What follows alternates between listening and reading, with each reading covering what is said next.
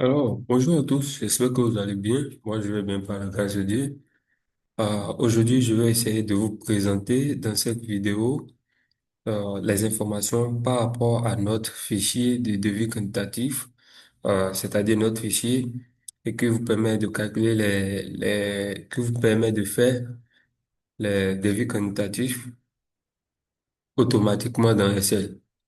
Là, je suis sûr, je viens d'ouvrir le fichier sur Excel. Ici, c'est la version tuto. Je l'ai nommé la version tuto, c'est pour faire des tutoriels. Voilà. OK. Voilà. Donc, une fois que vous ouvrez le fichier, vous aurez un, 2, 3, 4, 5, 5 feuilles chez vous. Vous aurez 5 feuilles sur le fichier, sur le classeur Excel chez vous. Ici, cette feuille qui est là, je l'ai nommée tuto, c'est pour faire des tutoriels pour les devis quantitatifs et estimatifs. Vous n'allez pas le retrouver chez vous. Moi, je l'ai créé. En fait, c'est un bouillon pour le devis quantitatif, pour faire des tutoriels de devis quantitatifs et estimatifs, quoi. Voilà. Ici, sur cette fenêtre, vous allez voir les informations de l'éditeur. Bon, ça a été fait par le groupe Success Cars. Si vous voulez nous contacter, vous pouvez nous contacter sur WhatsApp, sur le 229 65 06 55 67. Voilà. Donc, la feuille suivante, c'est la feuille sur laquelle vous allez entrer les informations de votre projet. Quand je viens au niveau de la fondation, vous avez la longueur de la semelle filante, c'est-à-dire la longueur développée de la semelle filante. C'est-à-dire vous voulez réaliser les semelles filantes sur combien de longueur. Voilà. La profondeur de fouille, c'est-à-dire vous voulez fouiller jusqu'à quelle profondeur. Sur élévation du bâtiment, c'est la distance entre le TN et le niveau 00, c'est-à-dire la partie supérieure du chaînage bas.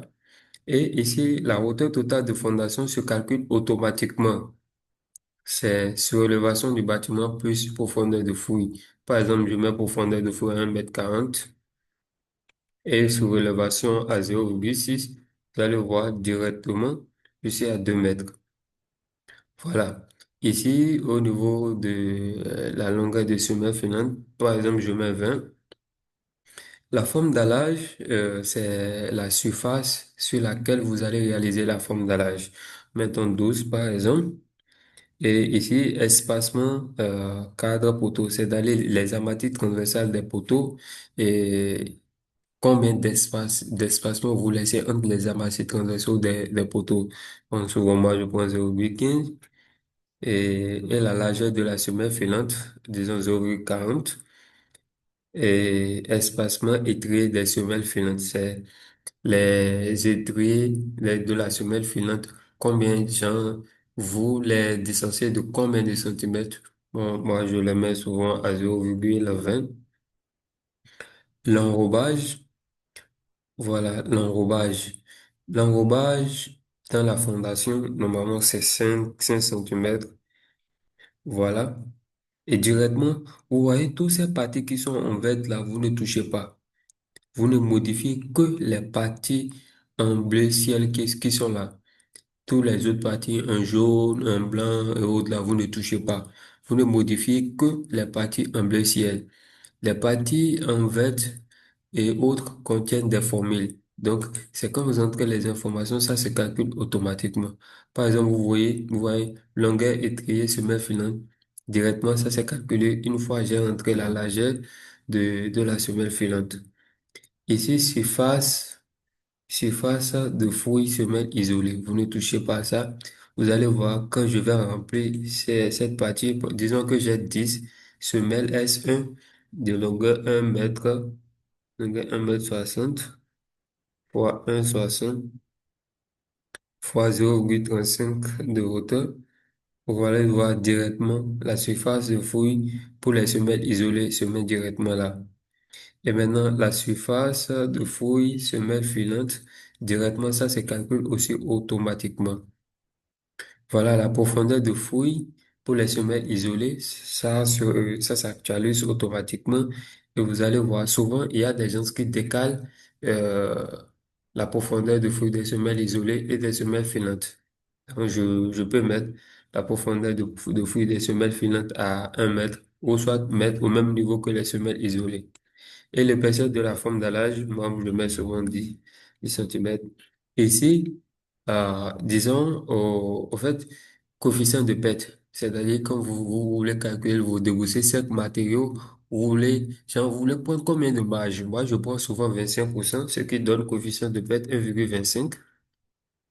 Et le volume utile du camion par voyage, c'est-à-dire quand le camion vient vous versez du sable sur le chantier et quand vous cubez ça, combien vous obtenez par voyage?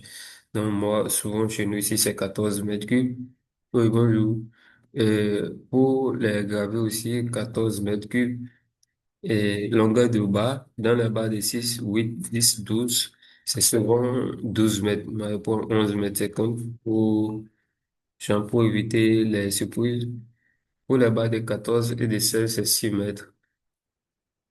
L'espacement entre les trilles de la forme d'allage, 0,15 ou soit 0,20. Nombre d'agglos de soubassement dans un parcours de ciment. C'est-à-dire lors de la confection des agglos de soubassement, ça dépend de quel aglo vous utilisez aussi. Il y a des agglos de 20, de 20 pleins, il y a d'autres qui utilisent agglos de 20 pleins, d'autres de 15 pleins. Voilà, supposons que j'utilise 20 pleins, considérons que j'obtiens 12 dans un paquet de ciment. Voilà. Ici, supposons que au niveau de ma semelle, j'utilise que des barres de route. Et disons que j'utilise 25 mètres de barre de route. Tout ça, c'est à calculer. Je vais faire une vidéo là. Vous allez essayer de voir, c'est encore plus détaillé dedans. Mis à part ça, disons que sur les 10 semelles S1, G10, auto P1, de dimension 0,30 fois 0,15 et de hauteur 3,50 m. Directement, vous avez la quantité de béton qui va se calculer là. Je mets le ratio. Le ratio, c'est le rapport entre la hauteur des poteaux amorces et la hauteur des poteaux total. Disons que, disons que disons que, voilà. Disons que j'ai un poteau amorce de 2 mètres et le poteau normal à 3,50 m. Donc, je prends les 2 mètres divisé par 3,50. Voilà, ça fait 0,57. Voilà, c'est ça on appelle ratio 0,57. Après, je vais vous montrer à quoi ça sert. Et supposons que dans un poteau, j'utilise 25 mètres de barre de 6 et euh, 14, non, j'utilise 24 barres de 10. Voilà. Et directement, pour les longueurs, on va essayer de laisser ça ou bien on va remplir 1 longueur de longueur 12 mètres, largeur 0,20, hauteur 0,40. J'obtiens directement la quantité de volume de béton et supposons que j'utilise 25 mètres. J'utilise 150 mètres de bas de 8, non, 150 mètres de bas de 6 et, et 250 bas de 12. Voilà. Et je viens ici sur la troisième feuille. Voilà, c'est débourser ces matériaux par niveau. Vous voyez toutes les informations qu'on a remplies là-bas. Vous avez ça, c'est actualisé ici. Donc, les quantités se calculent automatiquement. Nous avons comme fouille, quantité de fouille en mètre cube, c'est que 4,80. Béton de propriété, voilà. Béton de propriété, on n'a pas rempli, je viens ici. Je vais là, béton de propriété, je mets épaisseur 0,05, c'est-à-dire 5 cm. Je vais ici, donc j'obtiens 1,80 mètres cubes pour le béton de propriété. Pour le béton, pour les semelles, à 11 mètres 20 pour les 10 semelles, ainsi de suite. Voilà, toutes les informations s'actualisent. Ici, c'est parce que j'ai pas encore rempli pour le rez-de-chaussée. Voilà, c'est pourquoi les trucs sont à 0,0 et d'autres formés sont invalides parce que les cases sont vides. Voilà, c'est ici. Donc, je dois remplir tout ça pour que ça s'actualise. Voilà, dans la quatrième feuille, vous avez les déposés chaque par niveau. On vient de faire pour la fondation. Donc, j'ai directement les informations qui sont là. Et enfin, vous avez le TQ, le résumé, c'est-à-dire le résumé au complet, quoi. Voilà. Donc, on vient de faire juste pour la fondation. Vous voyez, tous les infos sont actualisées là. Les informations que vous voyez ici, tout s'actualise ici. Par exemple, fouille en Gold, 54,80. Voilà, c'est ça qui est là. Si je modifie quelque chose ici, par exemple, au lieu de 10 semaines, je mets 12. Je me retrouve directement à 50. Ah, je viens ici. Ces poteaux, j'ai modifié. Je me retrouve à 12 semaines.